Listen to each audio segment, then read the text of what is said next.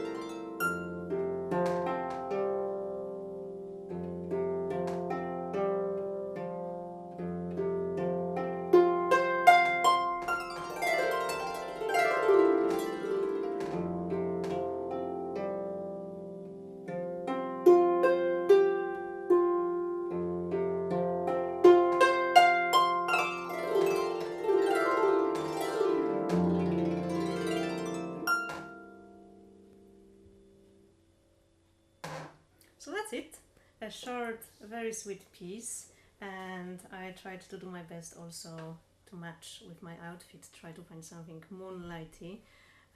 Let me know how you enjoyed it and if you heard about this piece before. I suppose many of the harp teachers who are watching have known that piece, have become familiar at some point with that piece, although I don't think it's on any syllabus grades, at least I'm not aware of. Maybe Trinity, but I think not ABRSM. I'll just quickly check comments on Instagram if there are any. The Thomas says you make such a lovely sound on your lever harp. Oh, that's very, very nice. I'm really glad the sound quality is good on the other side. Really pleased to hear that. Let me know if you have any questions. I'll be checking comments every now and then. And now I'll just tell you a bit about how to practice this piece, how to approach this piece. So whenever starting a new piece, the first thing I would recommend doing is try to find the most challenging, the most difficult part. And if you can, identify what is the problem, what makes it challenging when you get there. And here in this piece, I cannot really share music with you, but it's that middle part that you heard with the glissandos that I find most students find the most difficult. That part that goes like that.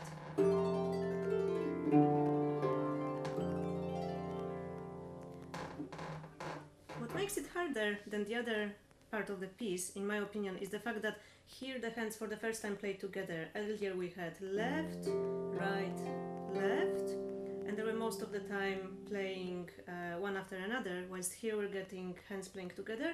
And we also have quite a big glissando with turns at the bottom and at the top. And I think to have a nice time with starting that piece, I would start from that glissando. And if you're very new to glissandos, I would do them very lightly to save your fingertips. And I would just start by doing them downwards glissandos played with your thumb. Just playing that a couple of times, making sure that your elbow supports your movement and you're not stiff there, that it's not just your top arm moving, but just letting the whole hand stay free. And then going up as well. And then once you're quite confident with this, I would practice the turn. So here we're turning close to A. I would try to get as close as I can with the thumb to that note, maybe hook my second finger in advance, and then carry on playing with the thumb and starting as soon as I can going to the top. I show one more time a tiny bit faster, so yeah, that can be quite challenging if you're just starting out, so don't worry about playing all the notes right to the end. That's something even professionals often forget or may struggle with. So as long as you can have the good speed and not too much of a gap here, that's something you're striving for. And then same at the top. I'm trying to hook my thumb on the string that I'm aiming for, and as soon as I get there, go down. Yeah. And then when you are quite sure what you're doing, you're in a good flow, I would try going up and down. And what helps me when I was first learning that is thinking about my hand making an H shape, so going kind of like that and like that. I hope you can kind of see the H shape from this angle. So that's something I would practice with hands separately, with right hand on its own. Then I would give my right hand a bit of break and move on to the left hand. Before I move to the left hand, I will just check if you have any questions at all. Nothing on Facebook, I think, but is there anything on Instagram? Not really, not just yet. So let's move on to the left hand. Left hand is playing something different from what was happening before. Earlier we had mostly 3, 1, 3, 1, or second finger on its own. And here we've got a chord, 3, 1, and then we've got 3 notes placed quite quickly after the chord. And what you need to practice, especially since that placing can be a bit strange with your second finger and fourth being really, second finger and thumb being really close on neighboring strings, and then fourth finger being really far, something which may not be quite common. What you can practice is playing the first chord and then trying to place first 2 fingers, 2 top fingers, and trying to do that as quick as possible. So playing chord, place, chord, place. Then I will do that with the bottom finger, so playing still the chord 3 and 1, and placing 4th finger on that string, because that's what you will need. And again, doing that a couple of times. And then trying to do the same with all 3 fingers, 1 to 4 going on. So playing chord, oops, you see? So playing chord again. Yeah, we're aiming for that. And that might be quite tricky at first, but just practice that, take your time at the beginning, and in the end you will be able to do it faster and faster. If that fingering is too complicated or you're not using your 4th finger yet, what you can do is change the fingering slightly and play the chord, play 1 and 2, and play that last note with your second finger. That's also something you can do. Okay, we've got right hand, we've got left hand for the trickiest bit. And now time to put them together. Try doing that slowly and maybe 1 bar at a time. I think that's about enough to start with. And what we're aiming for is to have hands being really together. The right hand needs to start turning exactly when the left hand thumb is playing. Let me show you. We're going down. That's where they have to make the turn. The right hand has usually the tendency to be a bit faster and going a bit ahead of the left hand. So what you can practice is actually playing just half of the bar and stopping just on the turn. So playing the second finger of the right hand, which happens just after the turn, and then the thumb of the left hand. And then, as you get more confident about that, moving on to having the thumb starting going down together with the fourth finger. That's another crucial point to make sure the hands are going together. Any questions so far from any harp adepts or any comments from teachers? I'll be happy to hear that as well, because I think we've got quite a few harpists, professional harpists here. I'll be just checking that every now and then. After that first tricky section, the middle section, is quite confident. What's really important is to get the tempo right of the other beats. So for example, if you were playing that middle section at the speed 1, 2, 3, 4, 1 and 2 and 3 and 4, and then that will be the same speed for the beginning. You need to remember that. So if we're going 1 and 2 and 3 and 4, and we'll go 1 and 2 and 3 and 4, and this is quite important, because what happens very often is students start practicing from the beginning of the piece, and of course many of them can play that quite fast, but then that doesn't quite join in with the middle bit. So it's important that when you practice, you have all the sections more or less at the same speed. Counting out loud really helps. Using metronome really helps. So that's something that you can do while practicing that piece.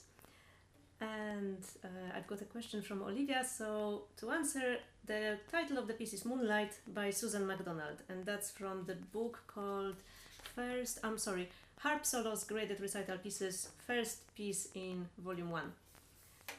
For anyone who was wondering, and I'm just trying to check if there's anything else I wanted to tell you. Yes, two more things about the slightly easier sections, the beginning and the ending. So we have some bars where we have to go all the way across the harp, with hands swapping left, right, left, right, left. And what's really nice about this piece is that the first bar is written with only colored strings. So we've got F, C, F, C, F, C, F, C, F. So blue, red, blue, red, blue, red, and so on. So that's really nice for learners who just start learning the music. As they start learning the harp, you can help yourself by coloring those beats in your score, if that helps seeing where they are in the music and then on the harp. Another thing which you can do to learn that beginning and be quite confident about jumping all the way across the harp is practicing it without playing. So just placing your thumb and third finger on F, C, placing your right hand, and then just jumping with your left hand to the next beat. And what will really help is looking where you're jumping, not looking where you already are, because you've got that, but looking to where you're going, yeah? Your right hand can stay in place just for now. When you've got that, you can have both hands jumping, so you are jumping left hand looking here, jumping right hand looking there, and once that's fine, going all the way up, yeah? Still not playing, but just making sure you place both fingers at the same time, 3, 1, 3, 1. And one more note on that, it is possible to play that piece if you only play 2 fingers. I think most harp students actually start by learning to play second finger, then at the thumb, and many for quite a while stay with second finger and the thumb. So I think it is possible to play that piece with just 2 fingers, using 2, 1, 2, 1 instead of 3, 1. But if you're using the fingering which is recommended in the book, which is 3, 1, 3, 1, then try to remember to keep your second finger low and relax. I should actually raise my elbow a tiny bit. Sorry, all the teachers. So your second finger is just here, down there. Be careful that it doesn't do anything like that, especially when you're placing. There's the danger that you bring your hand to the harp and your second finger, maybe not as badly, but this is just our human instinct. We do lots of things like that. We're not really used to do many things like that. We're not born like that, so we just need to remind that finger that for playing the harp it's best if it stays low and relaxed. And same for the right hand, maybe you can see it better here. And of course closing, bending the thumb and articulating. Okay, I think these were all the practice advice. That was all the practice advice for this short piece. Let me know if you have any questions at all. I don't see anything on Facebook, but maybe on Instagram?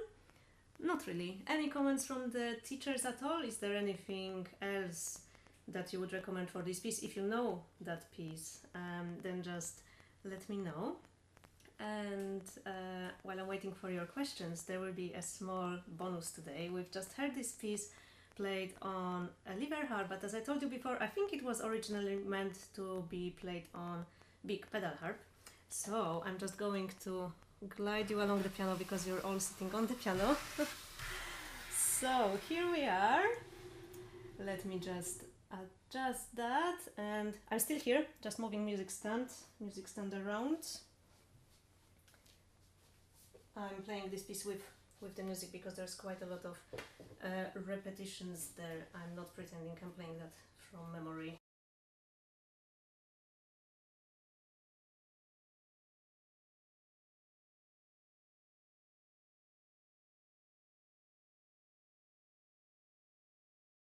Again, and I'm really sorry for this. That was my internet apparently, and I hope you're back here now.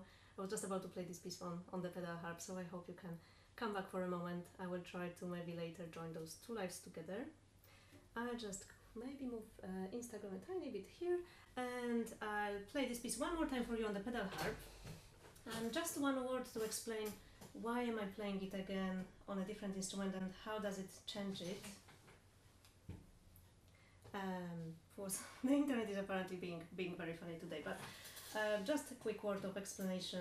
On the pedal harp we can use the enharmonic, so we will have quite a few strings sounding the same. We will have F and E sharp sounding the same, and B sharp and C doubling. So when we play a glissando, it will be quite different than it was on the lever harp. I hope everyone who was watching can make it back to the Facebook Live. If not, you will be able to watch it later. Internet seems to be fine now, so I'll just play the piece one more time for you on the pedal harp and hope we will be connected, we will stay connected throughout the length of that piece. Sorry everyone again.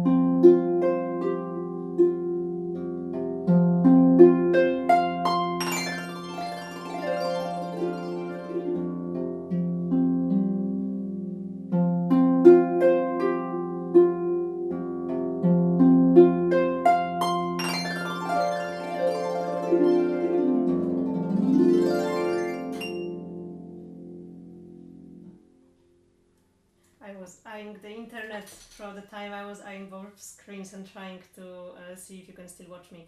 I hope it all went well. Thank you for staying with me despite the problems. And I'll see you next week at the same time.